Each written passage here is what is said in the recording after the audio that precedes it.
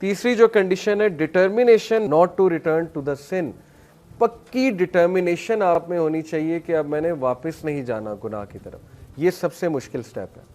लोग पहली दो कर लेते हैं, तौबा भी कर लेते हैं, उसके बाद रिग्रेट भी करते हैं, नदामत भी करते हैं, लेकिन बैक ऑफ द माइंड उनके माइंड में होता है कि ये तो मैं दोबारा करूँ ही करूँ, क्योंकि मेरे से तो ये छोड़ा ही नहीं जा रहा, मैं तो फिसलूँ ही फिसलूँ। ठीक है ना, पहले ही डिफेंस मैकेनिज्म बना लिया। तो ये ट्रू रिपेंटेंस नहीं है। लेकिन हैविंग सेड इट, शेख साले अल मुनज्जिद का आपको फतवा बताता हूँ। उनसे किसी ने पूछा कि ट्रू रिपेंटेंस की कंडीशन है कि दोबारा उस गुनाह की तरफ मत जाओ, उन्होंने कहा ये ऐसे ही है। तो उसने कहा कि लेकिन मैं तो बार बार जाता हूँ। तो उन्होंने इसका बड़ा अच्छा जवाब दिया कि अगर तो वाकई आपने ट्रू रिपेंटेंस की थी और आपका पक्का इरादा था कि मैं नहीं जाऊँगा, अल्लाह तो नियत जानता है ना, आपका पक्का इरादा था मैं नहीं जाऊँगा, तो वो वाला गुनाह एलिमिनेट हो गया। उसके बाद जब वो सेम गुनाह आपने किया तो वो न्यू सिन काउंट होगा। समझ रहे हैं बात को? यानी वो न्यू सिन है। अब इसकी दोबारा वैसे से आप रिपेंट करेंगे। लेकिन अगर बाय प्लान है कि नहीं नहीं मैं करता रहूँगा, तौबा भी करता रहूँगा, मजाक बना लिया, अगर रूल्स को, कुछ रूल्स को हम मजाक बना लेते हैं ना, हमें एक छूट मिल गई, लॉ समझ आ गया, तो इंसान बहुत चालाक है, उसके बाद उसको मिसयूज़ करता है। तो अगर तो मिसयूज़ करेंगे लॉज को तो फिर ज़्यादा गुनाह के मुर्तकिब होंगे। तो इसलिए ये बहुत इंपॉर्टेंट स्टेप है, डिटर्मिनेशन। डिटर्मिनेशन पे लोग फेल होते हैं। क्यों फेल होते हैं? वो प्लान नहीं बनाते हैं, विल पावर नहीं है, डिटर्मिन्ड नहीं है to leave the sin. Determination कैसे आती है? लिख के, प्लान बना के, किसी को बता के, वादा करके, किसी को शामिल करके, पूरा एनालिसिस करके, दिस इज डिटर्मिनेशन। ये तो कोई डिटर्मिनेशन नहीं कि प्लान ही कोई नहीं बनाया। तो डिटर्मिन्ड लोग जो होते हैं उनके एक्शंस बहुत ज़्यादा होते हैं, याद रखें। और वो लिखते हैं बाकायदा कि मैंने नहीं करना ये सिन, मैंने बचना है इस गुनाह से। मैंने कई नौजवानों को उनके कमरों में ये आयत लगाते देखा है यूनिवर्सिटी टाइम पे, और आज भी कुछ ऐसे लोग हैं जो मुझे बताते हैं कि उन्होंने रिमाइंडर्स लगाए होते हैं अपने कमरे में कि Allah is watching you, something like this, या कोई आयत लगाई होती है, ठीक है, जिससे उनको फ़ौरन सोच इस तरफ चली जाती है कि नहीं गुनाह नहीं करना, अल्लाह ताला देख रहा है, और ये चीज़ उन्हें मोटिवेट करती है। इसका मतलब उनकी रिपेंटेंस ट्रू है, सिंसेयर है, क्योंकि they are determined to leave the sin, वो डिटर्मिन्ड है गुनाह छोड़ने के लिए। ओके, तो ये स्टेप बहुत मुश्किल है, लेकिन ये बहुत ज़बरदस्त कंडीशन है ट्रू रिपेंटेंस की। और चौथी कंडीशन है रेस्टिट्यूशन ऑफ विक्टिम्स राइट्स और सीकिंग देयर फॉरगिवनेस। अगर हुकूकुल लिबास से रिलेटेड है गुनाह, तो फिर उस बंदे के जिसके आप राइट्स को ज़िमन कर रहे हैं वो राइट्स दोबारा से दें उसे, या उससे माफ़ी मांगें।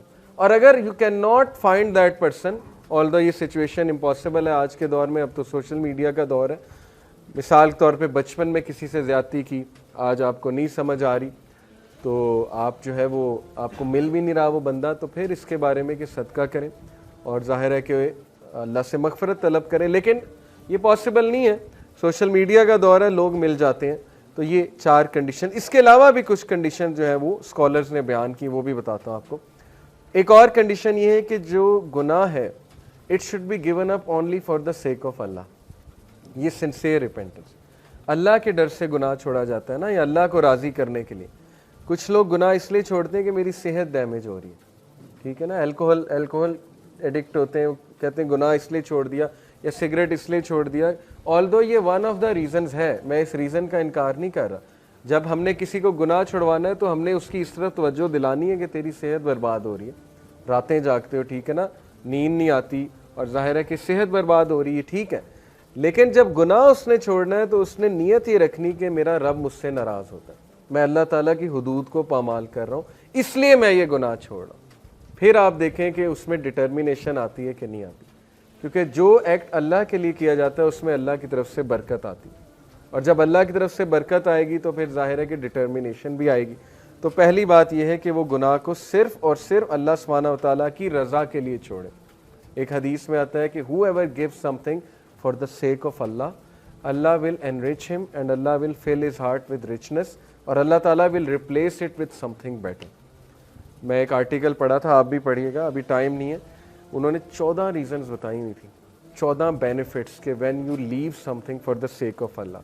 गूगल पे लिखें when you leave something for the sake of Allah, आ जाएगा वो आर्टिकल, या उससे रिलेटेड कुछ आ जाएगा। इतनी मोटिवेशनल हदीस है, स्पेशली क़यामत के रोज़ 7 तरह के लोग अल्लाह के अर्श के साए तले होंगे, और अक्सर हबस होती है, गर्मी होती है, बंदे का दम घुट रहा होता है हबस के मौसम में। सोचें कि वो क्या मैदान हशर का जो सीन है, 7 type of people will be under the shade of throne of Allah. उनमें से एक वो है who leave something for the sake of Allah. एक टाइप वो भी है जो अल्लाह के डर से गुनाह छोड़ देता है, जो अल्लाह के डर से या अल्लाह की खुशनुदी के लिए, अल्लाह को राज़ी करने के लिए किसी चीज़ को लेट गो कर देता है। ये है असल में फ़लसफ़ा। ओके, तो एक रीज़न ये भी है कि वो रिमॉर्स भी करते हैं और अल्लाह सुब्हाना व तआला के लिए गुनाह को छोड़ते हैं। 5 कंडीशंस आपको बताई, रिपीट करते हैं दोबारा से।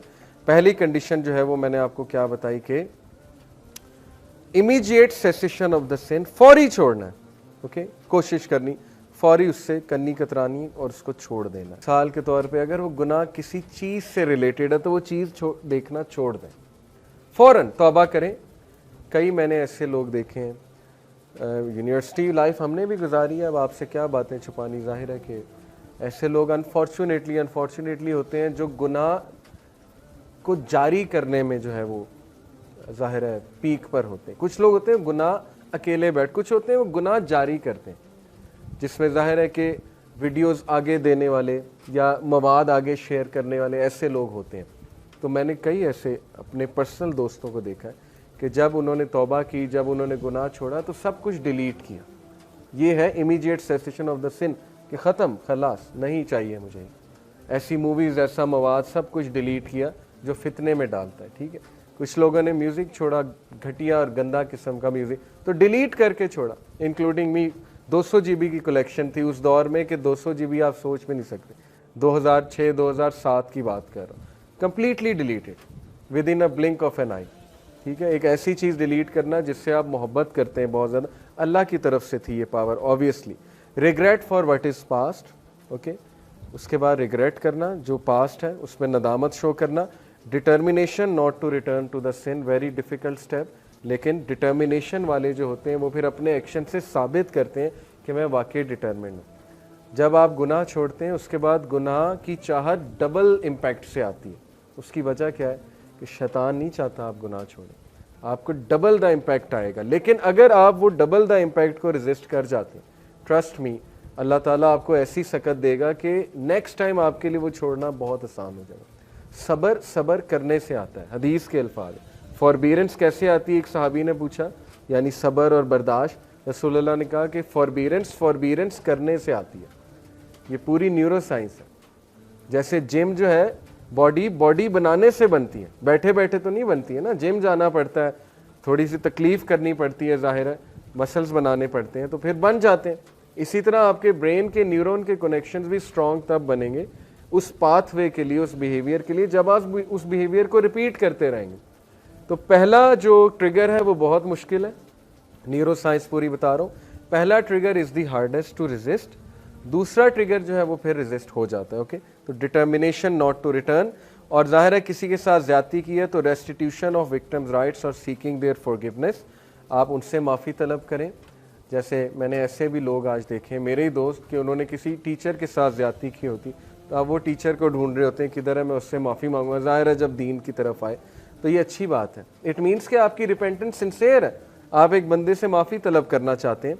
और फिर अगली बात बताई कि the sin should be given up only for the sake of Allah, not for any other reason. Although any other reason valid है, कॉन्सिक्वेंसेज आप देख सकते हैं एक चीज़ के, और वो कॉन्सिक्वेंसेज से मोटिवेट होके गुनाह छोड़ा जा सकता है। लेकिन फाइनली आपने कहना है कि नहीं, मैं इसलिए छोड़ रहा हूँ कि मेरा रब इससे नाराज़, ये मैं अल्लाह के लिए छोड़ रहा हूँ। और फिर आप देखें उसमें बरकत आती, फिर आप देखें कि अल्लाह ताला की तरफ से जो है वो आपको कितनी ज़्यादा डिटर्मिनेशन जो है वो मिलती है। कुछ हदीस